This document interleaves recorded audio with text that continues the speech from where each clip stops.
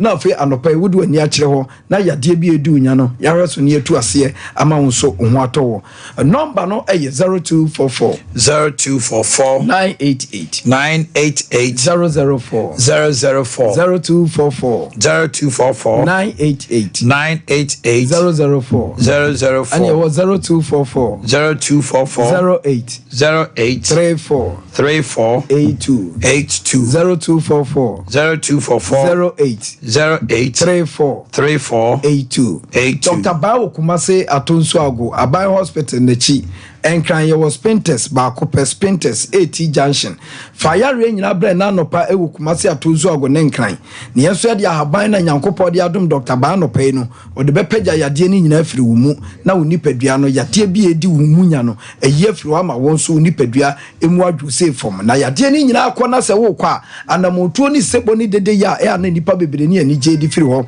eye ba okay okay, let's get some of the highlights of this program and radio mokolonchi you know Shadrach can I have the highlights quickly now? No I did not say give me the highlights I gave you. That's what I'm talking about.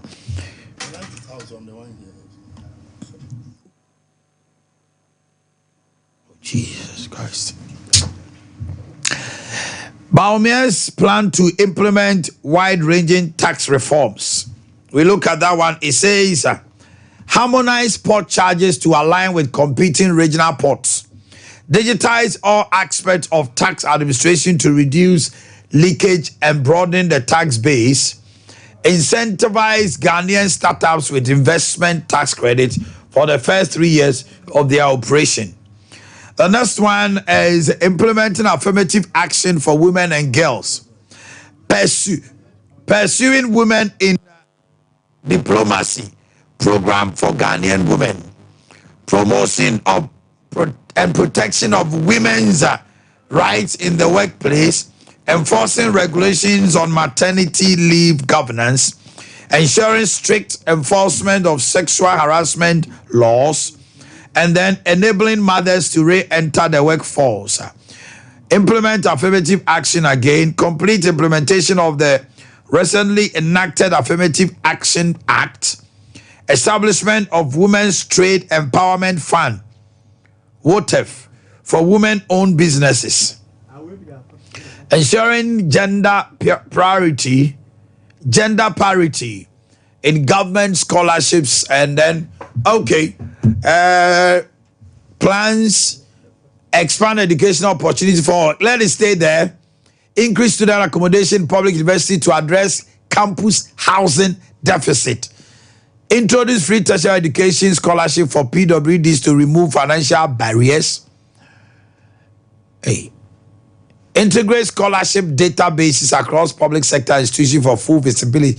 Expand eligibility for the student loan scheme to include all post-secondary students. Prioritize training and skill development in STEAM. Implement centralized application processing service. Move on. Good governance. Provide value-based leadership. Formalize the relationship between state chiefs, FBOs, and CSOs. And redefine advocates. Review Section 63 of the Chieftaincy Act to empower chiefs to strengthen local governance. Pay living allowance to paramount chiefs, divisional chiefs, and queen mothers. To encourage the registration of lands, all stool lands will be registered without initial fee payment. Okay, move on. Good governance again. Cap the number of ministers. Ministers reinitiate the process of getting MMDCs elected. Also, district assembly elections. I beto no. The anado shasi omantimi anjeno. Obehese or the beba no mato. DCs swaba any MCs ne. Omo awasi eto omo swaba no. Delaying the creation of district from constituencies to end the automatic increase in size of parliament.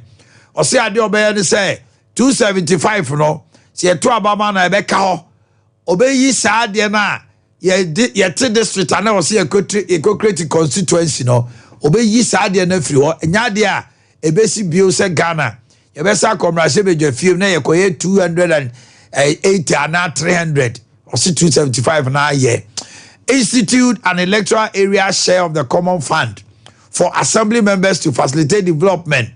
Also the idea be ba electoral area bia no assembly member or no ebenya common fund no no so to me the aye development on the community enye sika kese no say common fund nyina be di DC hono no. Review the 1992 constitution to achieve effective national development. Also 1992 constitution abre Ghanaian culture and family values so obeshem kina. Yes, move on. Educational opportunities, increase student accommodation in public university. Can move on. We have done with this. Plan to support businesses to drive and accelerate job creation. Meaning, cutting 3% of GDP from government expenditure and redirecting it towards private sector provision of public infrastructure. Our tried and tested gold purchase program to stabilize the currency, give businesses and industries predictability in planning and ensure stability in input prices. Establish a fintech fund with a seed capital of $100 million to attract additional private sector funding to support Ghanaian startups. Introduce a flat rate tax system using credit scoring system to enable the average Ghanaian to access basic needs through cheaper credit. Move on. Reduce cost of living. Also, Nam Ghana in na Ghana for catch no. Cost of living is high. Road infrastructure. And the toso job opportunities. Expanding social housing services, including homeless shelter and rental assistance scheme. Improving housing finance through mortgage market expansion and rent-to-own schemes.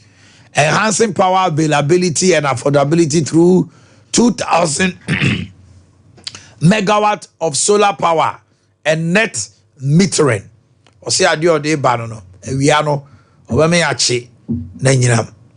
Okay, what's the next one?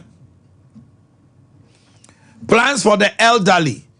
See nanano mami fo penifo bebre omko ahomije mu a aso minor jaoma jejem. O see aging act or the beba na oma pass wo mrahye bedwafie ni aye ne mra na protection of the elderly edimu. Promote geriatric care training programs to address the growing need of elder care. Elder specific social assistance scheme to cover those not presently covered. Also be on my leap no on camo. Obeshe bibi abeto ase de be ya almost ebe cover omo. After the establishment of home care, nursing homes, and rehabilitation services, including assisted living and old age community living. Said the be ya ebe boa omo. Okay, are we done? Reduce cost of living. Yaka. Stabilizing local food prices through Development Bank Ghana and Ghana incentive based. Development Bank Ghana naba. Risk sharing system for agricultural lending. Promoting electric vehicles and expanding gold for oil program. I'll say 100 electric buses. Stabilizing spare parts prices through flat rate for all importers policy. Okay. My name is Mr. Joseph Obin Chuchen Komo. Mr. Obin, me mwachi no pay yo. Mr. Obin. Oh, guta penny any ane Chuchen Komo no pay. Na ojina homa no susu. Connect no ho ye mame na. Mr. Obin, me mwachi. Good morning. Oh, okay. Can you go to penny to check come say and some are here rather Sompa FM. Okay. Importers no ne ade no. Ade ba ko so kan ne say aban no ebe win in one free certain project. Akwan bi ho no ma omo ne private companies and now private people ebe di ho nkomo. Nanka o de kwan na manipa no na nipa no ayede. Aye kwan no na wato kwan no na ukofa so na wutua sika ne ade na enema bi won so infrastructure bi also a private members ebetimi aye no man mu na omo ne aban na aye PPP ana BPP, build to operate transfer no ne PPP private partnership and ne no so etimi aye dey akoso o se procurement emra no obesesa no ekwan bebre na nipa bebre fa so a omo bokro no wi a oman no or the procurement shefo from be ba entimi ma said procurement bi o afi wo say aban cars a ye to no bebe no obayas bibi to sell leasing and rental na obi to cars na no lease but that maintenance of that very cars no ebeye sa company na obeto cars na ma aban no on be maintain. How feasible are these? Many penny e mo ache mo akwaba na umpom to say nankopanda ro man hoye jidi senra highlights some send bi ama na yenhwem na ne wo ka ho titru yen hyase free nensem o ka say o kwa apro no enema miensa Ghana for say omani mu aye den cost of living is high jobs omuni bi ena akwan enema o de abeto adwai does it cure sa enema no Omanhene? Yes, my brother. Me moachi. Me joso. Menchia with chief when you Sompa that's here bebo taxi dos net triple T. And a contribution into Mantama at And I receive to know just say the only things I made there no ye coco gold be now also there enough from cra aqua pedal. I will tell you ne nche maybe obia ehwe bia ne nche Ghana phone off my course asema me pese me can say MPP manifesto I don't think it was prepared in tandem with situation at Omani woman akoye to say as omo ti baby ne yesu ti baby yes because you great you see o share situation Omani woman me menda me kan wo radio station back was say yentia say it is not a matter of sika eba Ghana yensem situation a woman and yes sika do eba yensem because you call IMF ye ko 3 billion it is on record the Bank of Ghana printed says sika about 3 times over 80 billion they am Angusiaga so something should tell you say niema obeya e betimi am wo hunu wonim yie no it's not sika eba wonsem. Number 2, it is not a new policy, a new program, and I be BBA as a we as a You're challenging Nano about a one-stop challenge, which is leadership. I can hear. Yes. And good governance. And I'm a mopa. Yes. Because when you're a good leader, you ensure good governance, you ensure rule of law. So good governance, it break it down. BBA no way be you. And a clear example is, yeah, printed Sikamae. Let's can you what you did in Intimate friendly. Now, because can be good, being passed, you wouldn't baby as can free. That is what happens when good governance breaks down. And when it breaks down, mandated state institutions also multi-year Juma. Eboa buy what you suma a banner any sweating huno. It me a year Jumano. Intimate year Juma, because you realize it.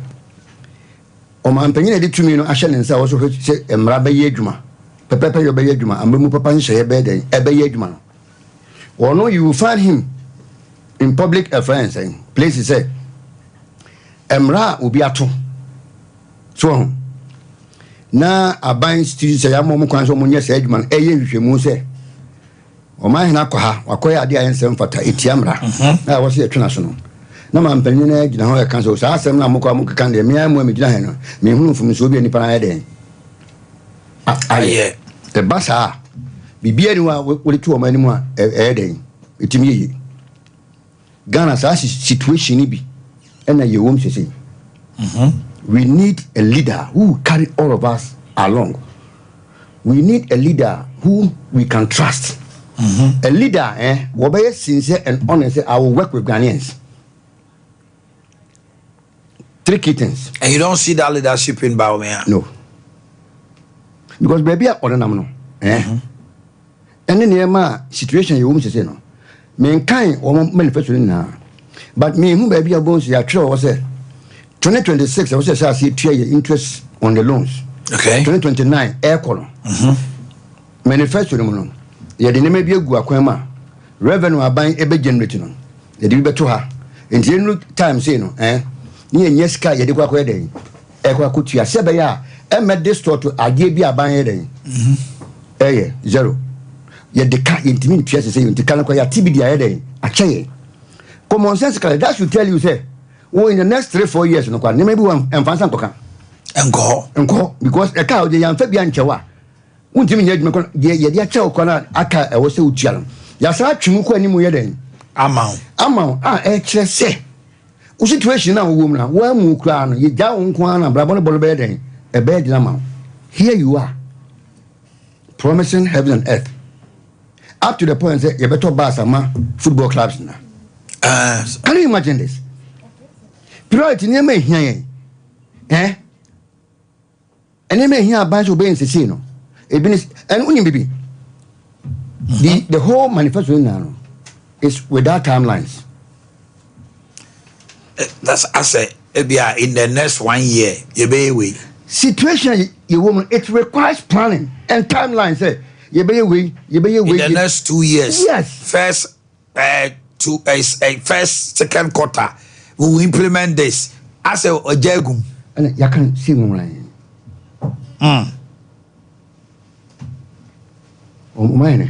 We have a big challenge. Once you come back, we can widen food prices, linking food prices to the Development Bank Ghana. When they wanted to set up the Development Bank of Ghana, we were made to understand, say, it is a banker, Normally, Development banks, they only deals with raising revenue and insurance for long-term loans. Why would you even link stable food prices to Development Bank or Agri Bank? Exactly what role are they going to play? If you want to check food prices, why can't you let us know that even you're planning for food and jobs in the last 8 years, and serve the purpose? Now, this is what we sat down to say, planting for food and jobs. I feel the intimate 7 intended purpose of providing food and jobs. Okay. Because so your body, no trouble, you've only provided the food. Where is the job? Because you dear body, the human where dear we now a dear na body stem, no body dear no column. Yet, I'm not kitty jobs. You think I have fabrics. That's the job na you can watch them. What is it? Issues are now at the we've planned for food and jobs in 8 years. A champion operation, feed yourself. In that, you find a champion 5 years. Head of state, we all saw the improvement. Niema Yuhunie. Said this year 30 will be a composed, but everybody was on board. We need that kind of leadership. Baby, you know, I was saying, a manifesto be on him. Bring Ghana now on the same page. Painted the accurate picture of the economy. Any situation or money then or money will move. And you don't see that. Now what provided directions there? If free some motor about mammy baumia, part win your head bright out here or mine out here, my to school near Kola, every ordinary Ghanaian Biane. This is your expected role to play for us to recover. Guilty. So what is this manifesto for? You are saying, say, startups, no more tax credit for 3 years. Build responsible business owners from the start. Let them pay tax, but you can give them the barest minimum, so that they will cultivate the habit of working, making profit to pay tax. Because for you, after 3 years, no cash will be to it will be accumulated. Now the tax amnesty, I don't see anything useful about it. The tax amnesty, yes, for all, say starting afresh, yes, on zero grounds. No, you can't do that. So Obia want me and file or tax no. And look at tax, like standing tax. Yeah. Also they check. Yes, they check in. Now we are starting from a clean sheet. It doesn't make sense to me. Why does it not make sense? And my point is, economy. On why to economy a suffer. Sectors be a suffer more. Dear friends, or the cushion woman. Okay. First, you should be very mindful about how you can even use it improve cost of living. Okay. Ensure say enkofo in aye. So you can target the construction industry no. Mo na buy ntimi ntua mo kante ma mo suffer. Mo so na mo ni pepe mo ye dwuma mo. Construction for buy ntua mo kalo. Ah mo je bank loans kwa mo sa what interest say mo ko den. Mo dey mo tax me ye fio. Just to cushion them. So it should be industry based. It should be targeted. Not just because you see wholesome. Your business might be lifestyle. Not just me tax on my buy. I will find every means to pay tax. Why would you grant such a person a tax amnesty? For him to go and pile another tax. It's already on tia. Because there should be a reasoner. Nipa bin to pay tax. There research no ya almost a tax amnesty. And to carry a tax amnesty without a recourse to fiscal consolidation in this situation of Ghana, no, it's useless. How do you even intend to bring Omomuntia tax on board? Over situation in Ghana, you won't say you. He made mention, say, when you consider these taxes, there are a lot of people when you make it very flexible, and now a car would ama there be a pilot. And to give them that fresh start now clean sheet, oh yes, Anna, why take a chunk of the bed and a free now one opportunity say me this time around and then they show says any panuano or your mambonia on pursue be clear example. But for buy no. See a happy. Ya find you can answer. Then I have somebody can so you put things in place to correct habitual failures. Okay. And this one, there is nothing. BBS annual. Let's find out, say, tax is it because the tax environment is not friendly or the tax regime, too cumbersome? Which of if the amount can you a handful and I'm problems. So you target those people. Not wholesome. No. Business owner be ne lifestyle there be a mandate tax car. Now set to a bit to take at my physical. And only says I'm about my amnesty. No, find out why. There should be a compelling laws and our policies be subsequently no. Nippon intimidates are the people. As only Ubatifi. Or pie will be glass, no chaka, or pie will be born, no chaka, or pie will be chance, no chaka. On Chinas, when you be very when you want to say, when your coins or carbon tank could go on, I sent him. I'm for you, welcome, say, when your coin call Abontin beam. Bibia Seno. And the most important thing is, you see, he wants to stabilize the city. And what they forgotten is that in the case of Ghana, me who magic be obey me, yeah, obey me 8 years. Continue say yeah, by a man a mandate of 8 years. Obey him there stabilize Ghana city with the situation and the economy here. So your party can't even stabilize the city when they come. We should work in a plan. Sadly, and a free 2096. It is only income for you see the city stabilization. Yeah, your friend saying regional nation. We have a fundamental issue that we need to deal with it. Without it, no way. A bad knee-jerk reactions. I say, yes, so something finished. What catch I say, well, arrested, it is a form of IGP. Arrested dollar, it's a form of IGP. Obedient tech, better say. I said, when your economic fundamentals are weak, the foreign exchange rate will expose you. So it is true. It is not a wabba. I want Professor Jamba for it's interesting because you say the guy is not making sense. Am I want to stabilize our currency? Am I want to create decent jobs and sustainable jobs?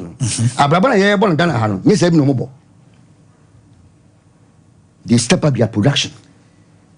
And NDC manifesto, there's one portion in it, low post-strat. Local production strategy. If I say low post-strat. Low post-strat. Yes. What we want to do as an additional measure to stabilize the city, no? And they say, Nipo Mokanya man, woman created distortions, no?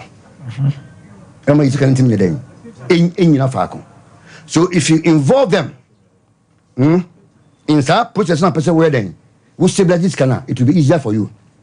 So what we are going to do is we engage importers now. They are cutting tomatoes, they are cutting tomatoes. Look, I buy why you manage. I buy person support too. Now to me starting production over. Go and sit with your uncle from manufacturer and man. That is what I thought one district, one factory was to cure. You see, one district, one factory. It is because all my fire importers non come. That is why They say, also me say, if Boama wa this is what many Boama for many years since 2017. Yaka say one district, one factory. We even cited one gentleman, Bolaji, multi-homes, about this desk, and in Kunyanom a demo near office, and is the divided offices anymore. He's a campaign or imported. Yeah, can say if you have somebody like Bolaji, multi-homes, why would the government sit with him? Say, yeah, so wasn't it? And they won't go for no more establish it. Sa industry ni waha. Na omun produce waha. What it means is that we will engage them, go and sit down with them. Our interest is material bia kombe fi baby, and let's see if we can get the material. Get it here. 2. When we are there will be a research work because go into the production of raw material. Very good. Then I buy which is I can meet you 30% halfway. I will take over a friend and say you promote to Edumano. Yeah, Tom on your maton. For the marketing and the promotion aspect. Yes, then they are buying there. Then I will introduce once you made in Ghana goods too. Yeah. Made in Ghana goods by Ghanaians and made in Ghana goods by foreigners. Yes. This time our attention is on the made in Ghana goods by Ghanaians. So that I can be a better made in Ghana goods by Ghanaian Biano. Would you a specified VAT receipt? At the end of every month, you get a rebate. That's it. Patronizing made in Ghana goods. Yes. Sa leprostrat no buy no under those industries no. So ko tade e wo honom ne say wo to leprostrat a product ni bia by Ghanaian na bosome so a wo ho na abeto account ana what the you know kwa the nearest GRA office you will be giving cash coupons to go and buy another made in Ghana goods. Nice, I say me toniema be 2,000. Yes. Now VAT component will be about 300. But some swami in the form of a coupon. Yes, I buy my team 100 cities amount. So Fakoto, yes, another made in Ghana goods. Fakoto be before Friday, made in Ghana by Ghana to improve purchasing power. Purchasing power, maintain jobs. This looks wonderful. Are you going to implement it? We have had manifestos put together, beautiful, but we don't see it in the light of day. When some of us are around, you can be assured. And where's how we are? Over a period of time, you start stabilizing your currency. The same brand name now, and 1 year producing. Then we can look at say, between we think about export. Yes. Whereas you create decent jobs, you create sustainable jobs, you build the economy in your shocks.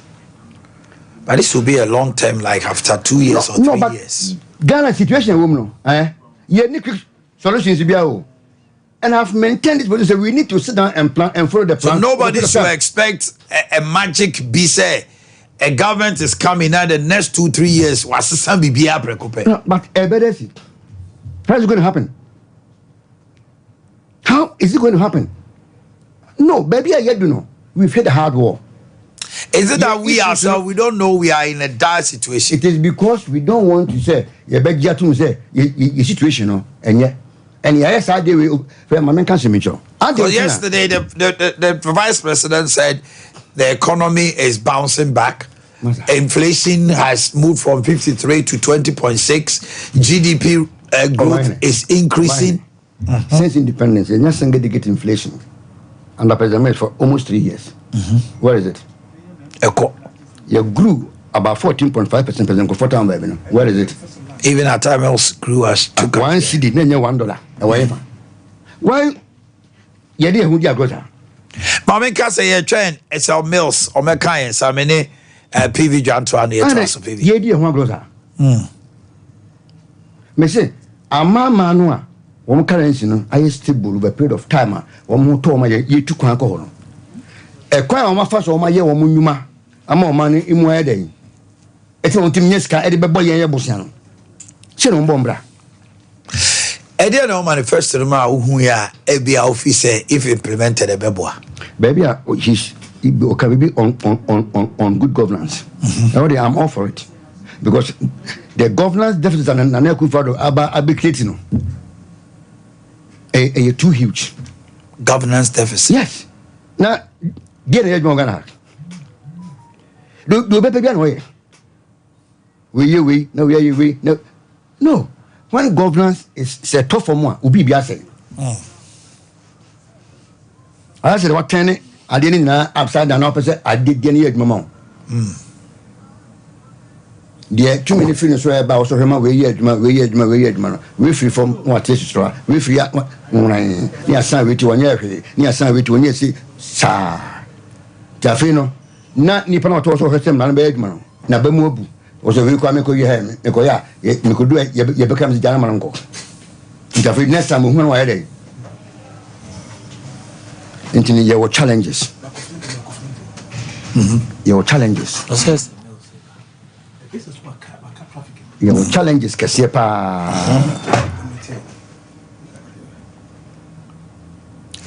good governor. He mentioned something about reviewing of the constitution.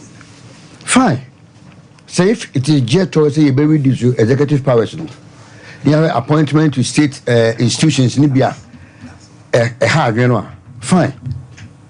But me, about 4 key areas revenue generation. Because in the last 8 years, your tax revenue to GDP have been 14.8% flat line. So, we read the IFX for one more recommendations, one more opinions about media reach. You see, Statistical Services said you need about 2.2 poverty net. You have about 1.9 be almost the omni scale or one. What did the media review spoke about them? I mean, many coffee to Coffee, good morning. Morning, Ominia. Now, Bob to say. Now we break a cranial, but yeah, Chair Dr. Mahmoud Baumia and Sama and Ra or the two ja. Efa Naniswadi who knows or minor at the 2 mission in Sa. Na, yeah, Bobo highlights Bisuna. Bakwa nipa do na interest no so ko gina aye taxes the flat rate and then incentives no money tax amnesties no money ade. What would you say ebi mo feel say looking at the situation I wom sisi ano ko say wo the tax ko che wo mo ntua ebi no ne ade wo de che wo mo ye nyina nhya ase fofora akoye de say sika kese pa na wo twagu okofa sika no won hibio no de abuman no cheche nsemu kakra. Okay, anyways, me Joshua no pay echia woni Sompa atifu nyina no pay wa santimantem. Nyina de tia ne say de so hu ye enipa dodo sen eni tuato ene. Na menye mfato hu kakra bi nchiro. Se mo Sompa ye mfa ne se mo ye workers e wo ho ye 100. Na musimo ye donation and amoko ye activity ti 100 no. Nka obi en tua 10 cedis. But you your calculation ti upuro phone and ka be boamfa. It's 100 no obi en tua 10 cedis. But you nke be nya say. Yenina ye tie so second. Me my said that pulu me he said ye be ya. Obi ebenya 1000. Ebenya 1000. So be a tia ebenya 1000. Obi a tia Then so e ka say obi a tia 1000 no. Obi a tia enipa be se mienu. E na omo share da yi omo nim se omo betua.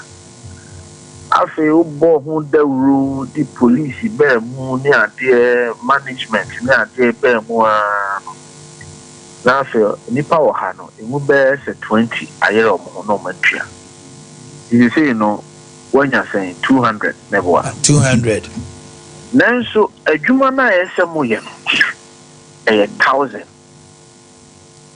ne deɛ woyɛ ho hwee a ɛnyɛ yio ɛyɛ 1,000 esi no Sompa ɛdeɛ na wobɛyɛ a wobɛnya saa 800 na aka ho ama na yɛ 200,000 deɛ wobɛyɛ ne sɛ ɛkwan biara wobɛtumi afa so na 20 na ɔmo deɛ watumi akɔnvensi ɔmo sɛ ɔmo ntua no wobɛfa kwan bi so a yɛden akyɛ 800 na yɛden ɛgu ɔmo so anaa meboa but wofa saa kwan no so sɛ wokyɛ 800 na gu ɔmo so a wofiri sɛ deɛ na ɛbɛsi me no madi me ho ni dada metua me too dada aka nipa 80 a ɛyɛ sɛ ɔmo tua ɔmo too ɔmo deɛ wonkɔ ɔmo hɔ nkɔgye too no me na wo saa de abaa si me so sɛ 800 na aka no wokyɛ agu me so mensɛntua nti mɛtwe mmaa mɛyɛ mumume mɛyɛ didi mɛka sɛ tumi ne wɔ wo nsɛm nti no so okay wo deɛ 800 ne na mo nya mo deɛ mu 300 deɛ mo mmiɛnsa nkyɛ gu mo so woka saa nam sɛ o bobo agya adwuma yi ɛyɛ yɛ nti wo deɛ kakra bi a mɛtumi anya aka ho na 300 na a wopɛ aka ho ne anya 500 wo deɛ ne nua m'ani na matua ne saa deɛ tia ne sɛ enipa kakra bi ɛna ɛtua toɔ ama nipa dodoɔ ne nyinaa ɛnam saa nti no de biara no kye sɛ aban ɛfa ɛkwan foforɔ so saa kɔ nipa kakra na hɔ sɛ mesrɛ otua bi ka ho baton sɛ yɛyɛ no yɛnya 1,000 no yɛnya 500 okay nti 500 ayɛ den ashim ɛna aban ne sɛ baabi Sompa FM yɛnti a ama na yɛ din ama nkɔfoɔ dodoɔ na sɛ ɔmo bɛtua ne sɛ saa 10 cedis na me se ɔbontua no dodoɔ na ahoɔden nyɛ den ɛntumi na 10 cedis ne mpo no ɛkwan a mefaa so a meduru saa 10 cedis no na nteaseɛ nhyɛ da nim 10 cedis no mekɔtwee 1 wɔ ha ɛna mekɔtwee 3 wɔ ha ɛna mekɔtwee 4 wɔ ha ɛna mekɔtwee 2 wɔ ha ɛna mekeka bɔ mu a na ɛbɛdu 10 cedis nti nipa no ankasa no ɔnni nteaseɛ saa na he na wokɔfaa yɛ a woduru saa 10 cedis me deɛ mente aseɛ ɛtɔ so bio 10 cedis no koraa menni aban sɛ okay ɛneɛ adan na 10 cedis no sɛ wobɛhwɛn so kakraa bi na sɛ enipa 100 na bɛtua na wobɛnya 800 a ɛnyɛ nsene 500 no ɛno deɛ no kɔ saa 500 ni mpo no wode abaa ne kɔsi nkɔmfoɔ so ansa na wosɛ ka matwa mu da hɔ ɛfiri sɛ wohyehyɛ nhyehyɛe no yie na Kofi Tonto te aseɛ ɔmanhene te aseɛ ɔhene ni te aseɛ na obiara gye tum sɛ okay ɛneɛ yɛn nyinaa yɛbɛtua 8 cedis ɛno deɛ yɛn nyinaa yɛ ho bɛso na 8 cedis no nso ɛyɛ baako yɛankɔtwe bi amfi yɛankɔtwe bi ɛyɛ baako mete aseɛ nti yɛn nyinaa yɛbɛtua aban no bɛnya 800 cedis versus 200 cedis anaa versus 500 cedis ɛno mpo no ɛsɛ ɔde abaa ɛne kɔgyina nipa so ɛno na borɔfo kasɛm yɛse you are expanding the tax net and improving tax compliance. Oh, boama nipa dodoɔ no atua toɔ no bi na aboama nipa dodoɔ no adi ɔmo ho ni ɛwɔ ɔman no ɛtoɔ atua mu. The world over, the best way to increase tax revenue is to increase the tax net. It is not to add on to those who are already paying. And what he is going to do, and they say, "Yen taxes now are so complex, and then you see 15% VAT, 1% COVID, 1.5% NHIL, 1.11% tax after sustainability tax no a tax after profit. Yato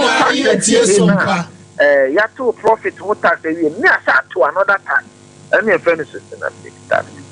Sanya many nano. Oh, you know, one tax line. If you say a 5% for income, a 5% for income, a 10% for corporate, a 10% for corporate. And to me, mammy, on where boja would be in a Jumaka credit now, or 10%.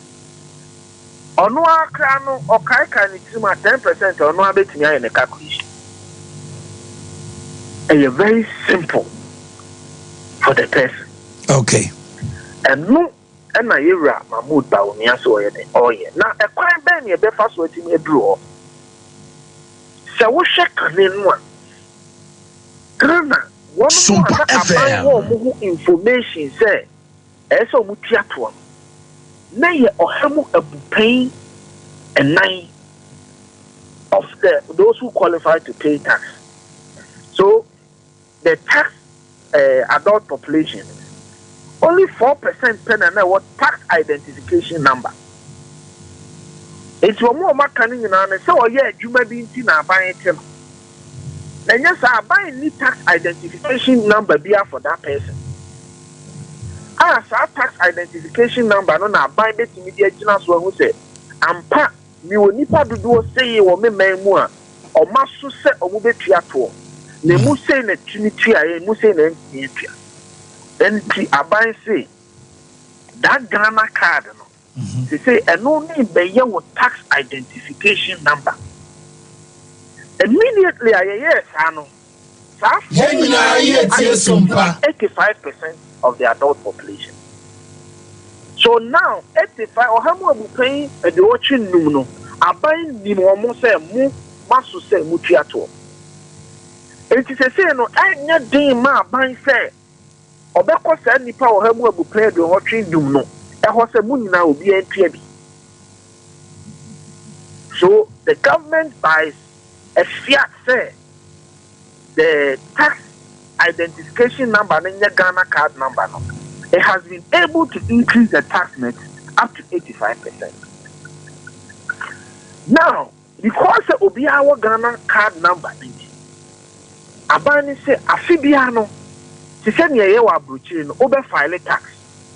Tax in a very simple form. Very, very simple form. Obey all phone so. So we are Jumo 1 year Jumo, would the finish one. Sompa FM. O file ya. We are Juma 0. Abani be who say, oh yeah, Juma 0. 1 year. Media this Cabrel. We are Juma na unya 100 cities. Abani be who say, oh yeah, Juma na unya 100. If you know, a 2 is utia or 100 cities. A debuama ubia de nekakrawa aba. Ubia de nekakrawa eba. And here say what they are bad, the Quaco Jinani Paka clearly so. So Munkuana in Triato. Okay. Safete energy. Hope you better Siano pay. Miss Medasi. All right. I'm in Makwaba. It's all. Now, Ninchio, so Kakana, Miss Sanko, you want more. I had more birthdays in the bench. It's all. I'm with you. Brian, me dasi na me fa ofidi kesi so enchi Ghana for o majebra o mo ehwe o ne o mo so o mutiu. Na memo NPP a free party leader so ebabesi the last polling station and the last sympathizer abaso say within this very short time yet to me atrase akeka ho abum na yet to me de ni suade hunu ababeto Ghana for any ewiase se opeso be kandinia woni suade hunu ehia pa na yi ya mampani abade akire ase so ye frank atuni say be abosome nwotwe nkunoni watumi abo apro ama nimpiri no so no watumi agira ne naso ene Ghana for edi nkomo edi nadwempo etro monim University of Professional Studies in February yi no bosome miensa no ye saade no abosome nsia achi otumi akruchire party na ni suade hu no se mfie na yo se mfie wotwe a edi anim no se na sa Ghana for ye nanim adom na omo de man na opeso de Ghana for no eko ene se wo ani suade hu no na obi e kire na adwene wo ho a very simple ibi na PVI he has been so fantastic outlining the loose ends in our proposal, and it is fair because me there be a me come adwene say obi a osuro se wodi nani so ade hunu ebetudwa em obi a criticize no, that person is not a leader. And over 16 months omu presidential candidate no Yura John Dramani Mama, he has not been able to tell you what he will do. And we welcome every criticism. And when you teach my own, a 2 time be crana, or down me brew up him so me modin we. I feel crowd up him so at the Nisu did to jar or Maquine man and Matrangunya and such my drain. So, PV, you and your NPP. We welcome your criticism. And your NDC. Your NDC. No problem.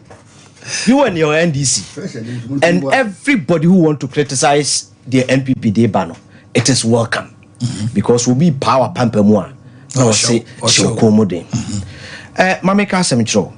No cre se e buy in sikasama on my way. Because o share an infrastructure deficit.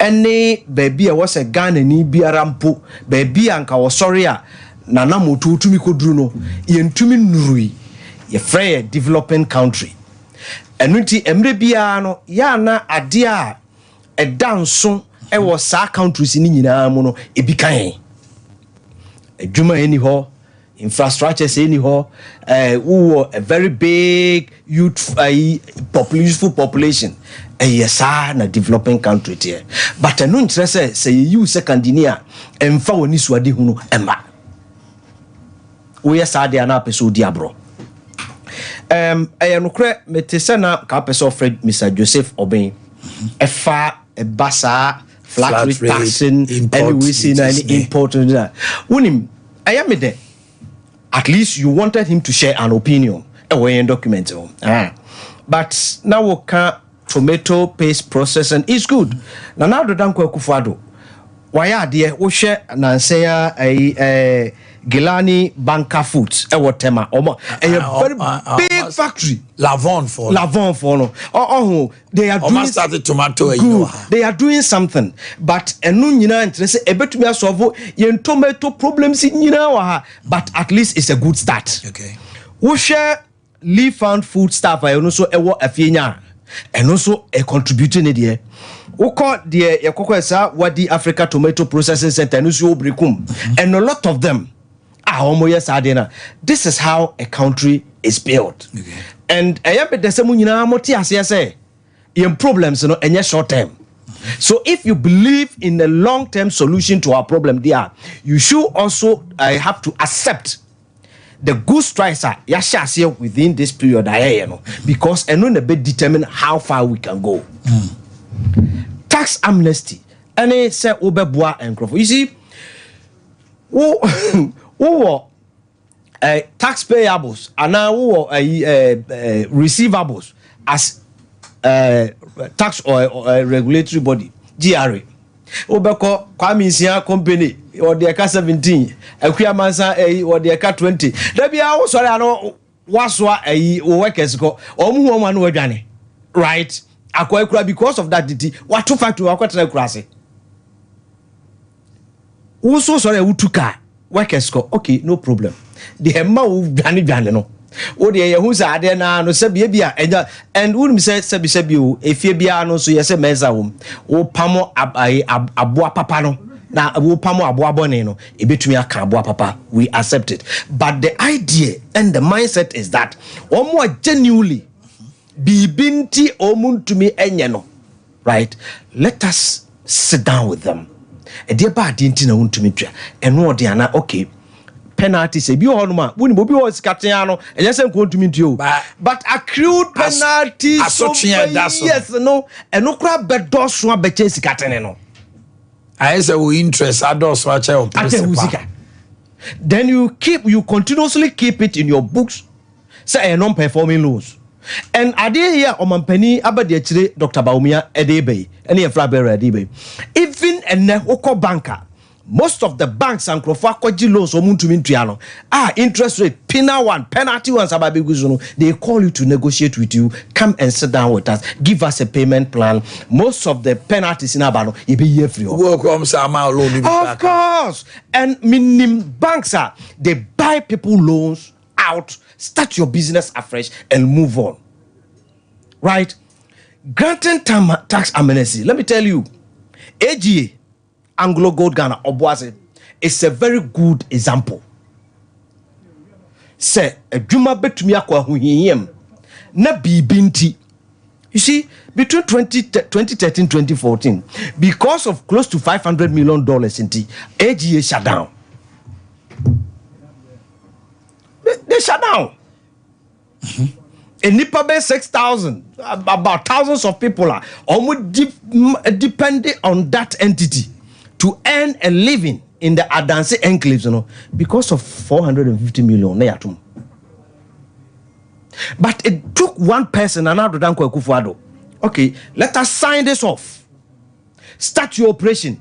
And then, Brian, say, sad decision say about 450 million. I close to Obuase down. And you're writing it off. And he says, what we see in Obuase, which one does make sense? Economic sense. Of course. And yet every day, and there was a bino, and yes, I may pay tax agenti, even if you can start a social entrepreneurship with a tax in me man started. No, but it should be on case by case basis. Oma mutia tax oma we say at least momo etwa mfoni bi dia kire kokko first quarter 2024 mobile money transactions we share mobile money transactions accounts are transactions in 20 million 20 million transactions now we share the upper accounts any transactions 20 million accounts as Sikafem. Now we have one more year transaction above 1,000 Ghana cedis. So 20 million constitute about 68%. Above 1,000. Yes. So Sikawa. Because our biggest problem, and always when we say our fundamentals, whatever you do, the fundamentals will expose you. Our fundamentals are weak. It is true. Because every economy, especially those in sub-Saharan Africa, there was a very big problem when it comes to say Europe, everybody on the tax net because of our big informal sector. Okay. Yeah, big informal sector. But let me tell you, the okwakobo o dance wa ma no. Mami ka sem tro. E dan na obo so na wotwumi yenu no. Sika woje ye obi TGRA afi wontumi nyesa. No, that's true. What else? But the problem is say such transaction we no men woni ni mienu. Wo ye wan kwa nkofa tax officer bi ama megina ho. Enti wo ne koye na najo. Ana bi kura wo so all kan ska kura share. Wo kan scandal share wo anka ho. Wo wie na wo 1000 ba beto account na sa ban ato corporate income tax ana wusu. Ba wo su 300 million. Wo amfra ban bia. What you say? So every Omaya or what's that you say, oh, this problem. Then so momo interoperability. A transfonibia say you will nipa close to bear 14 million. Omutumi transactions are a kama.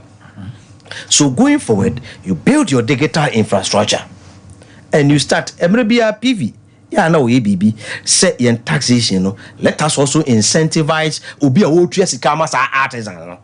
Sadi we see a mekai. Inti say artisan and the tax and a be about 5% and as a 2%. There should be an incentive for you. So the wotrias esikano, there should be a cashback for you. your budget 5%. In the report, I think you've written it in your manifesto. Good. And to also, my PV. And to doing so, no. Also, doing so, no. What you say? And your PV mum, unjai makwana or just cano. PV no should transfer sikano from the bank accounts. Okay, papa. Kwame Sia, Edebe Juma, or a bomb medanso. Na sa dialogue on the dashboard number. 2 years sikano utriano. Utriana no. Na Jerry officer catcher kwanza cratch wajiska o PVO. As a show. So there will be subtitles. Yeah, Jane 5% na be about 1%. Papa asaba PVO. This is what we are talking about. Okay. So and in let's say me pow. Tyler be me juma. Good. Oya juma ni we no. But yes no. But a platform is there. HS Obaya wo Tyler wo fi. Aye. Me man 200 million. Sasika no bia me send you free my account to me. Good. Via interoperability. And I'm sending a command. Ebe show on the GRA portal say platform no say Kwakunsia Aji 200. Aji 200. And no Kwakunsia will be alerted say was so X amount. What they cut between the whole thing. And you come back. Maybe I'm a chairman. We can even do away with a friend saying Momo. Now, young fat mobile money we know and then it's a carpenter. Or a board down, so I did 40,000. Woman advance 20,000. You will send this kind of money. We do reference why your 1, 2, 3. When you buy one, what it means that a service and a render amount. Fine. The system now better. Good. Straight away. Straight away. The old man or no. Straight away. Now what? Now it's a service. Enti Adia Omanhene Yaw we better be nipa bi ntimi nka say typo tile. And you'll be never type. Okay. It's only about one service. It means Ebia. The system will take the 5% now also to procurement now there. What you say? Okay. And no Omanhene Yaw catch say betumi to sa na mona. And what can be say a free BB horizontal taxation or vertical taxation. Our biggest problem in this country is we are operating something akin to vertical taxation. In the sense that Papa na yehunu say one day there be a utriano. So this digitization momo interoperability we see now it is going to remove our tax regime from the vertical side to horizontal side. Good. So ma obi tax incentive because you have a potential 12 million people to be roped into the tax net no. So ma ya omo amododo na 1.7 na de bia omutua no omo respite because you know that you have additional 12 million people. Would they omo how? So for me media Sajuma we see and it feeds into another background a capture manifesto na capture we saw the credit scoring system na a buyer na nkrofobi let me tell you about 2 minutes banking sector na what you say your risk bia it is applied to all of us whether say we no kwafo because we don't have any system. Capture what Brian as an individual, your attitude, your behavior, your spending pattern. Let us move away from the standard template. Same brush painting everybody. Build your credit score. And we need to have an act backing it because of we say data protection act. Said you bring to me information from you build that, and it's a local banker. And now friend free BB friend industry risk no. Brian risk no yes say. And it's saying I mean so many service charges and other add-ons we have account. So your credit worthiness will determine dependent your on you. Interest rate. Good. When you want a loan. Good. And when him Dr. Mahmoud Baumia can't ask him we say now. It has kicked GCB and the area to start something. To Debbie. Ghana Commercial Bank. Say any year say ni test it. And response ban. Actually say we can do it. It is possible. So for me, instead of saying, yes, this is what we want to do, we can very elaborate Ade Akye Abia public-private partnership in terms of say, social infrastructure, because we share the gap between our infrastructure needs and our ability as a country to supply our infrastructure. One way you better take about 70 years. So let us also bring in private capital to come and assist the government. Say, what do you Ghana no me infrastructure needs in Ibimao? What do you say? Kwanya ye? Yani I be protect you. Me patcho so ati asi o.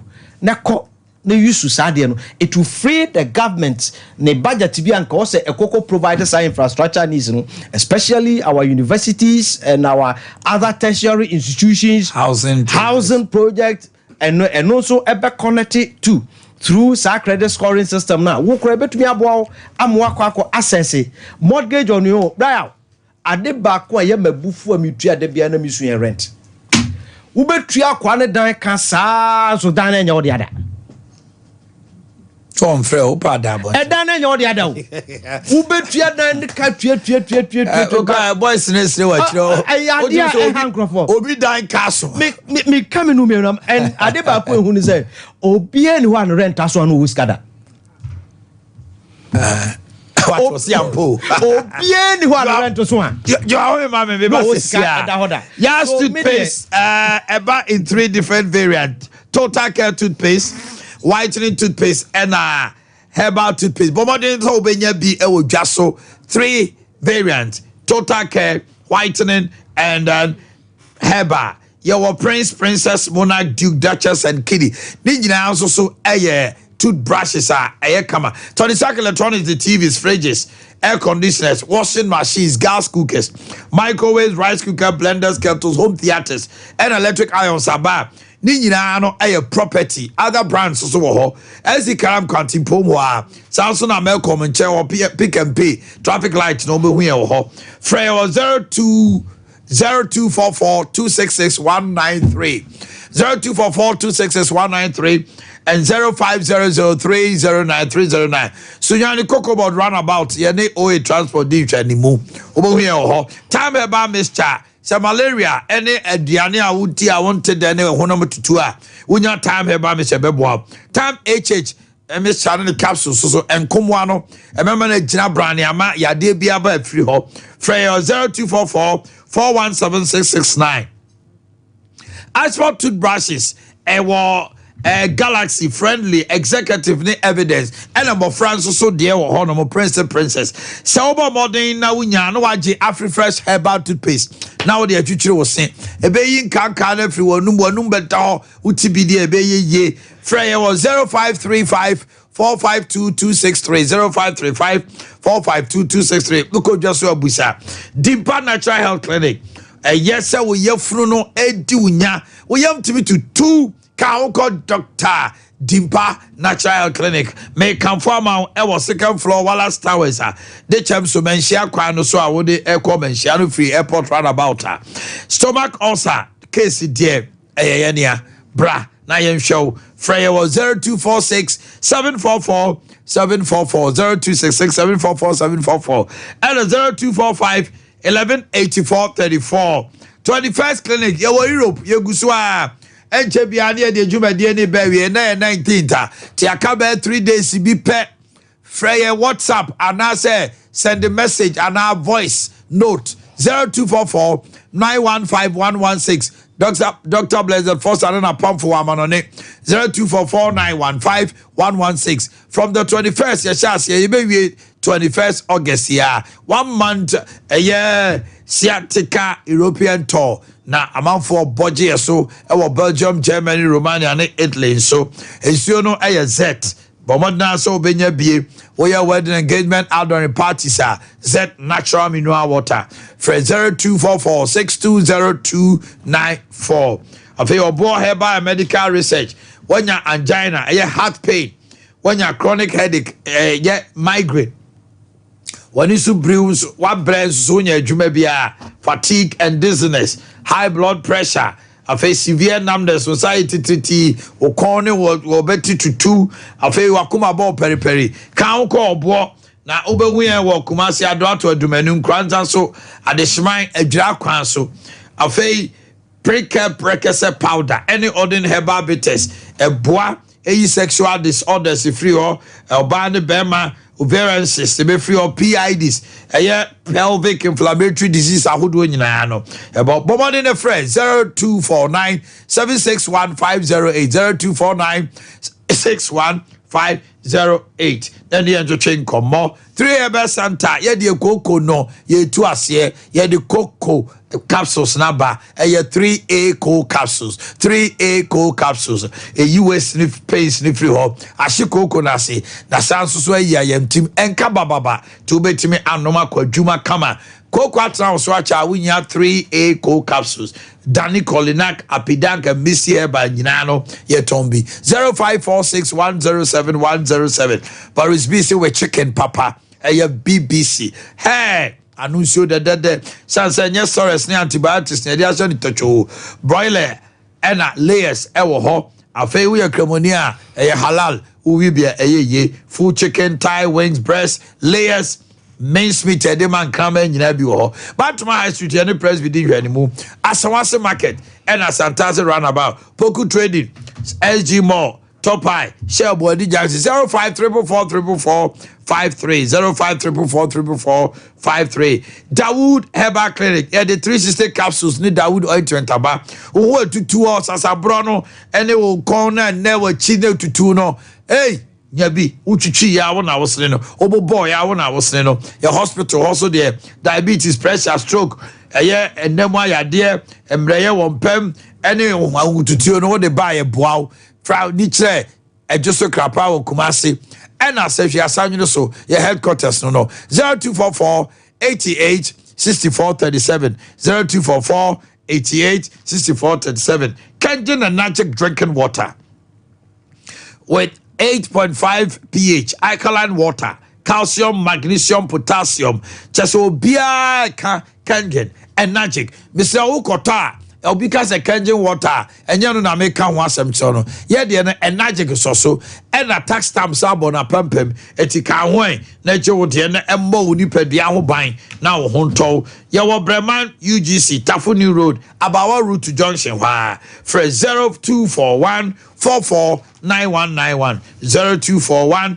449191 give us P capsules any give us gold capsules give us herbal mixture and give us GC mixture ukani nyina abomu a rashes egugu on GC be ye free ho sanso na give us herbal mixture no malaria typhoid jaundice se mintimi ni die no na ebo wonkomo ahwamo mo aye den no gold capsules no yi koko yi flames yi constipation na afei emreya waye wompemu de 10 ya na awai no give us P emama wa bema wa CPS ta freye ewo 0543 222 470 0543 222 470 anopay obi di na woda meka Priscilla Aboagye ene Madam Patricia Adomako Mami Broni omumi enu nyina one ne ba ne nyina woda the same Priscilla Aboagye and Madam Patricia Adomako Mami Broni MPP Otafu constituency treasurer no and Chronicle Aboagye UK was so mamutirinkwa Sergeant Portia Ajemamboate of Gomoa District Police Command Abo amaso mamutirinkwa Brad Kwame CEO of God bless Brother Patrick Multimedia Bremen New York Bremen New York Bremen. Oh, what's your turn? Because of Bremen. Because Bremen is a Germany.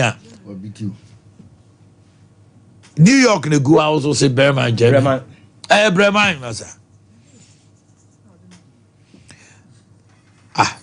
We pioneer of Kokani. So Bremen, Germany, the area Bremen. Bremen, New York or Bremen. Bremen, New York. And Wahamasa. William Asante of EKB. Aduna Water Factory. Happy birthday to you from Joyce Asante. Esmel Paul Bosomchin of Bridge Company Limited. Also dear Waha. COP Mameya Tiwa Ado Dankwa of Yoko. And there Wawoda. Hey.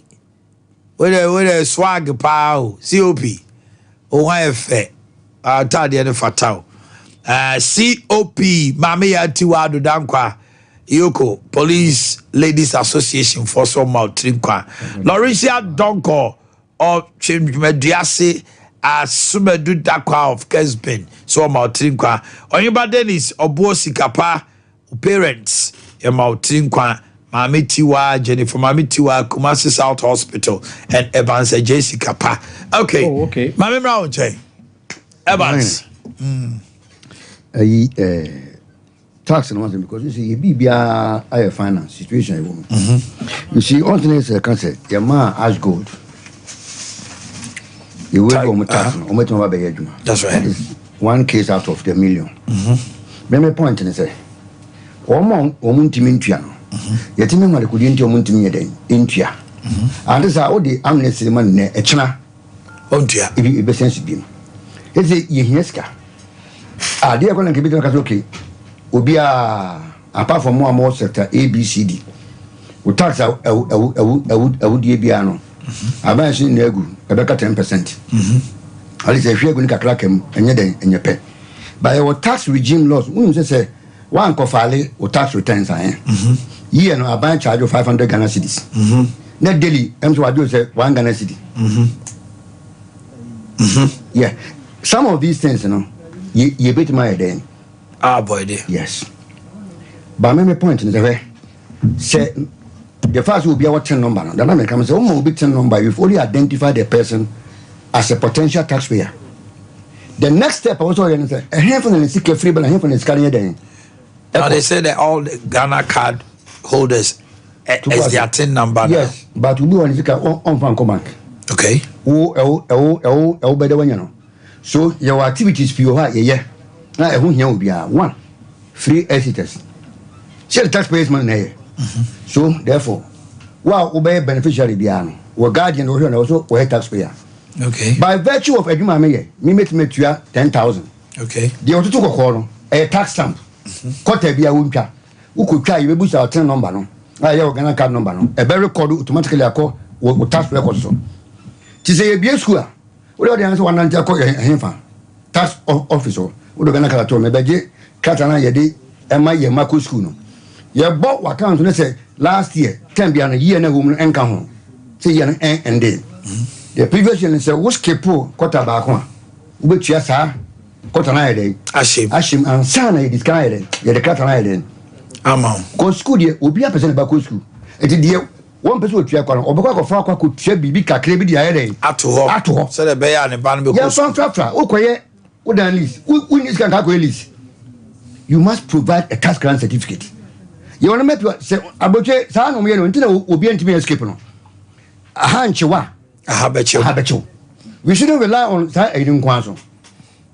2 members of my say flat rate for imported spare pass. Spare pass.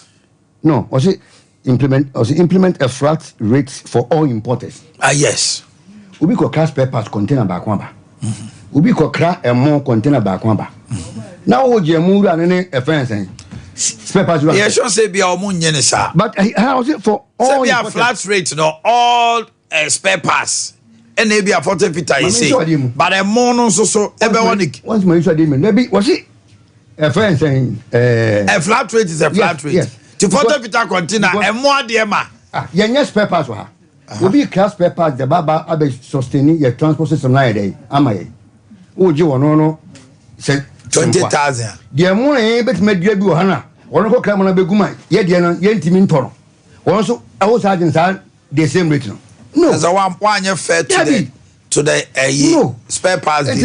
One more can you bet my young Hano. One you bet your pioneer young woman and enjoy flat rate because one year, one activity beyond it weakens the economy. Okay. Some more you bet with Yamoha. Near my bet how more carbon is tomatoes. My young flat. Okay. When sir now 10 piano gains now when you're now signing. It's the items been a young Yanoha. And the old baby a bit my sister or man from to be a on the engine. The bet my young 100. Okay. And you say ye guns Ubiaco solitude. Ubiaco tissue paper. Or by say your tissue paper companies, PUA. Edia woman de be fortune de ye wa no. Ne ye ntoye de no. No. Okay. That tax ade no. They should look at it. Ye san hwe ni. Amnesty no, one ye local production. About my tax amnesty. Okay. Answer because can say the next 2 years come on to have because obefa ni paid more ha. Obe use raw material ha. Yen targeting no. So that it can serve the internal purpose. All right. Mami Mauche. Unim, Alano Pay, I am happy. Say Eura PV Jantua. He seems to be speaking a lot on what we intend doing, and he seems to agree.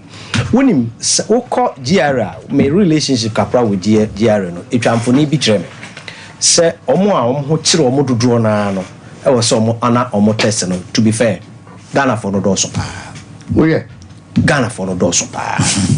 And it say yeah, and two, this tax amnesty, I think say a industry specific, and one size fit all because we say.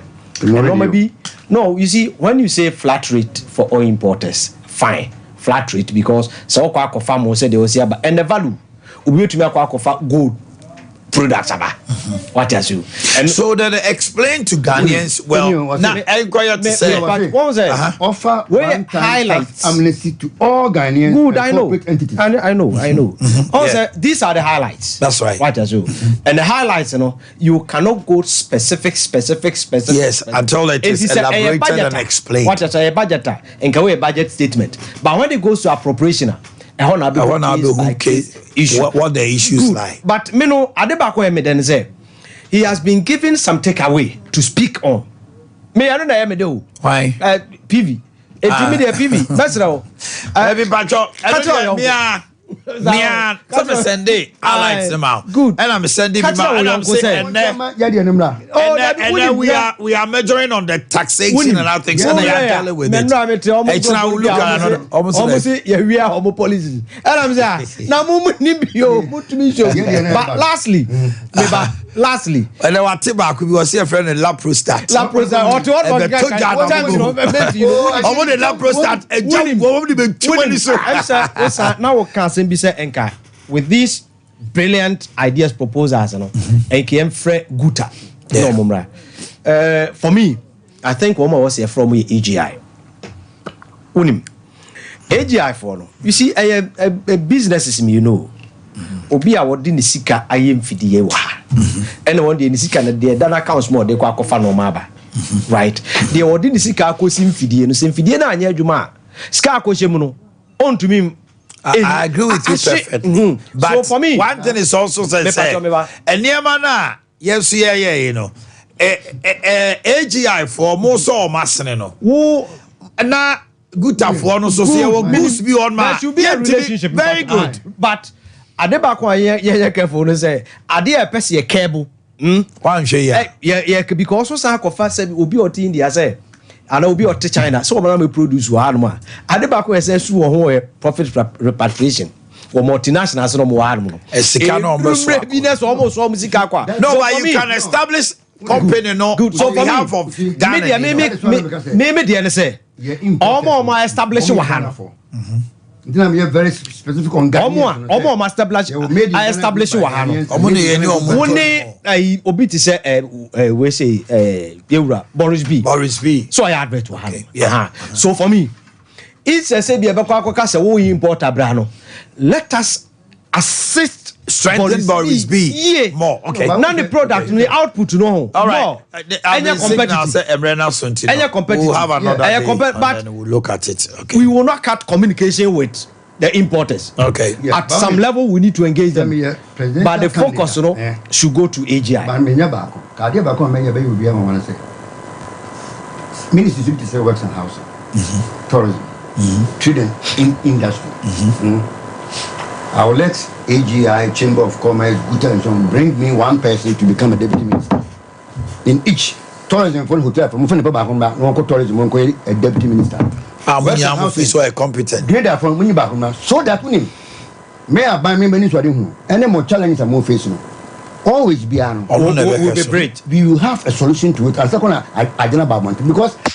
That's possible, but they will not do it. And I'm going to say your party and this party will not do it. Oh, you're obedient to all. When you say 4,000, or your deputy minister or minister. I for your time and also.